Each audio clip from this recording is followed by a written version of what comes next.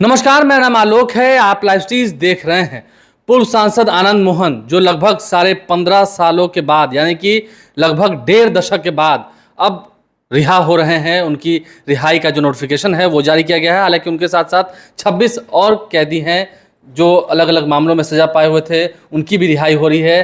बिहार सरकार ने जब से जेल मैनुअल में संशोधन किया था, उनके नियमों में संशोधन किया था, तब से आनंद मोहन को लेकर चर्चा हो रही है। लेकिन खैर, आनंद मोहन तो अब रिहा हो गए।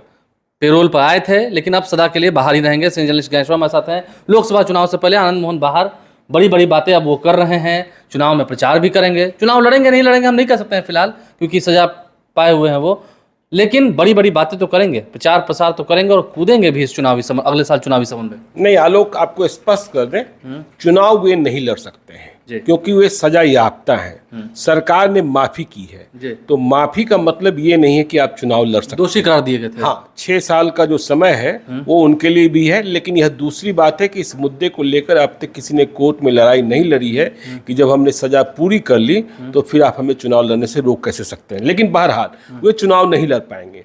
दूसरी बात जो आपने कहा कि 2024 के चुनाव में कूदेंगे, निश्चित तौर पर कूदेंगे, प्रचार प्रसार। हाँ, देखिए, आनंद मोहन के संदर्भ में कुछ बातें आप समझिए।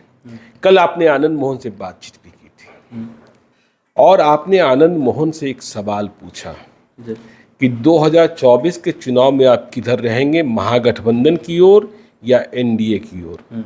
तो आनंद मोहन ने कहा कि अभी जवाब नहीं देंगे, जब वक्त आएगा तो बताएंगे। तो देखिए, आनंद मोहन का यह जवाब जो है वह बेचैन करने वाला जवाब है कि वो किधर रहेंगे। संतुलित नहीं है।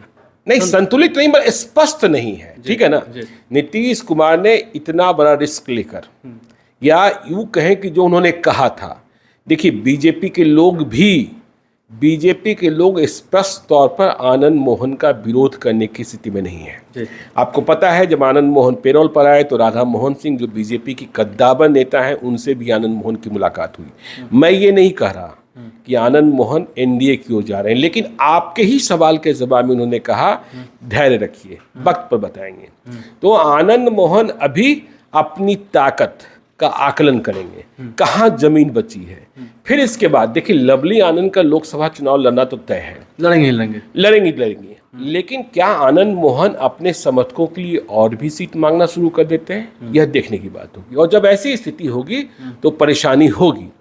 और देखिए, सुशील मोदी का भी बयान कल आपने देखा होगा। क्यों मैं कह रहा हूं कि विपक्ष जो बीजेपी है वह सुशील मोदी को सीधे टारगेट करने की स्थिति में नहीं है। सुशील मोदी ने कहा आनंद मोहन के बहाने 26 और जघन्य अपराध में शामिल अभियुक्तों को, सजा याफ्ता बंदियों को छोड़ दिया गया। इसका मतलब यह है कि बीजेपी आनंद मोहन को जघन्य नहीं मानती है। क्लियर है, क्योंकि वोट है, जमात है, राजनीति है। तो आनंद मोहन पर देखिए, मैंने इधर कई महीनों से अपनी लाल डायरी नहीं पलटी थी। कल मैं पलट रहा था, कहानियां सुनाऊंगा। जी कृष्णैया की हत्या के दिन क्या हुआ था, कल आपको आनंद मोहन कुछ बता भी रहे थे कि एफआईआर के दौरान। हाँ, एफआईआर कब हुआ, क्यों और कैसे। मैं 15-16 मिनट में ही 62 किलोमीटर का सफर तय किया। तो मैं पूरी कहानी बताऊंगा और आपको यह भी बताऊंगा कि तब लालू यादव ने कहा था कि डीएम जी कृष्णैया की हत्या नहीं हुई है, सरकार की हत्या हुई है।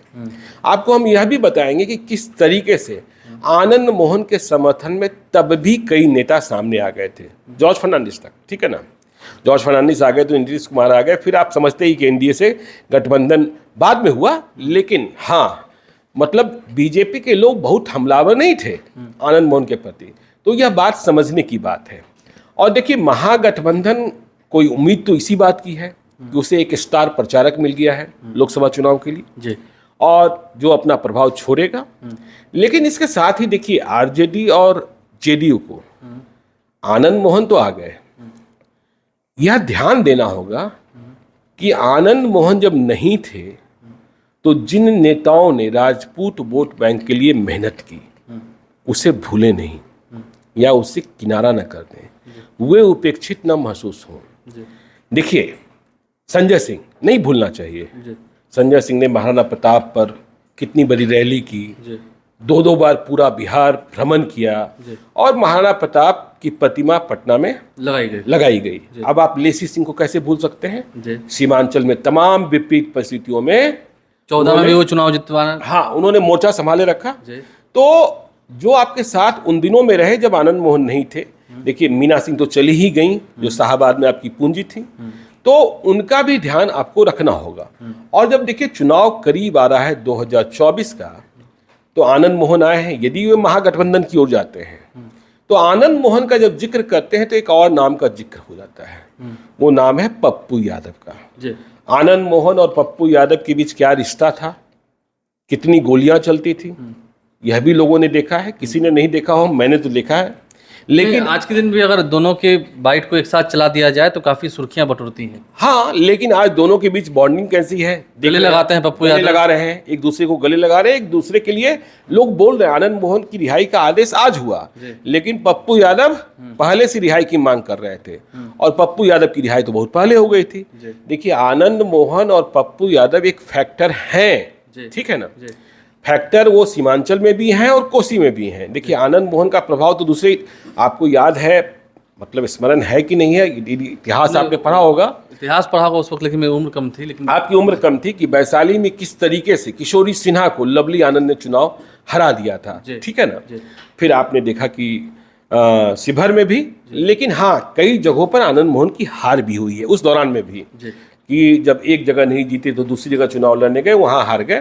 तो खैर आनंद मोहन आ गए। इधर आप देख रहे हैं कि पप्पू यादव की दिलचस्पी भी, या पप्पू यादव का मेल मिलाप भी आरजेडी, कांग्रेस और जेडीयू से बढ़ रहा है, क्योंकि सारे समीकरण गढ़े जा रहे हैं 2024 को लेकर, ठीक है ना।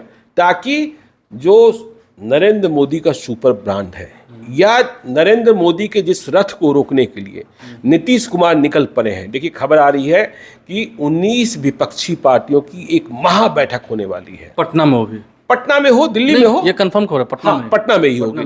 तो महा बैठक होने वाली है, और ममता बनर्जी ने कल कहा भी कि शुरुआत बिहार से हो। मतलब जिस तरीके से बिहार में पहले भी सत्ता परिवर्तन का आगाज किया था, जेपी आंदोलन से जब इंदिरा गांधी की उदाहरण देगा, हाँ, तो फिर से, तो देखिए, एक एक किलेबंदी को दुरुस्त करने की कोशिश की जा रही है।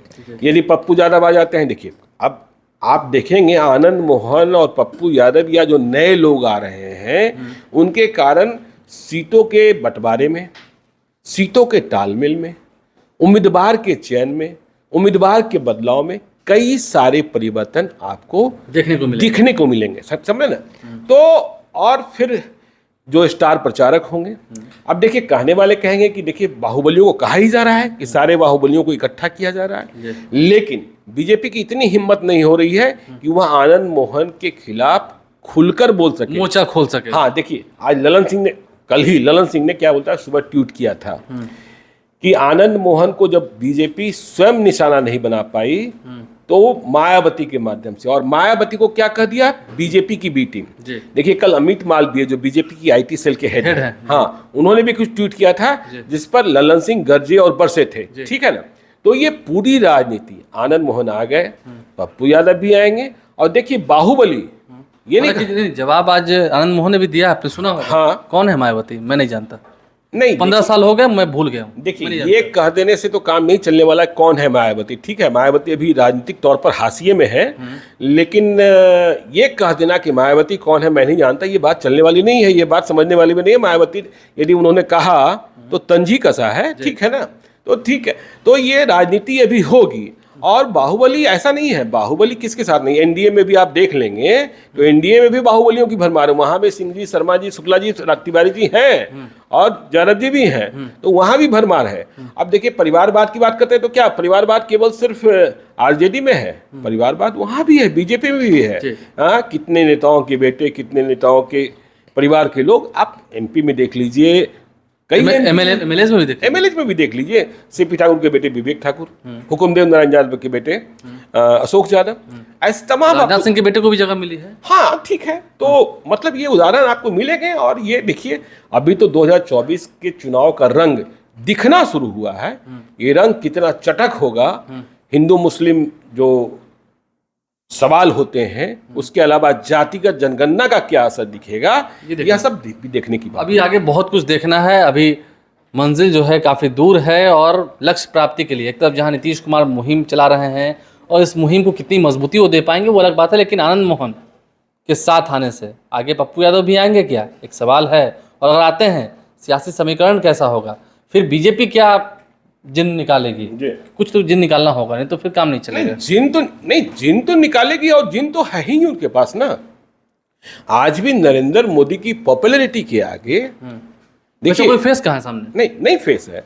और देखिए आज भी मैं किसी एक IAS पदाधिकारी से बात कर रहा था, कहाँ चुक जाते हैं। देखिए पूरी लड़ाई डिजिटल की लड़ाई है, मतलब मिनट में और सेकंड में पहुंचते। जब 2014 में नरेंद्र मोदी ने ट्विटर पर अपनी फैन फॉलोइंग बढ़ानी शुरू की थी, देखिए 2014 में नीतीश कुमार का ब्रांड नरेंद्र मोदी से कम नहीं था।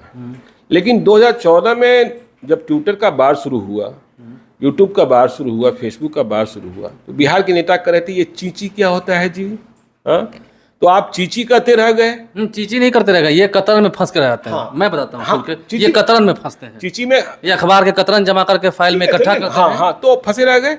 और जिनको अपनी फैन फॉलोइंग बढ़ाई नहीं थी वो बढ़ा लिए, और आज राज कर रहे हैं। जिनको बढ़ना है वो बढ़ रहे हैं। आप कतरन इकट्ठा कीजिए, आगे क्या कीजिएगा वो खैर आप और आपके राजनीतिक दल जाने। हमारे चैनल को सब्सक्राइब कर लें, साथ साथ फेसबुक पेज भी लाइक करें। धन्यवाद।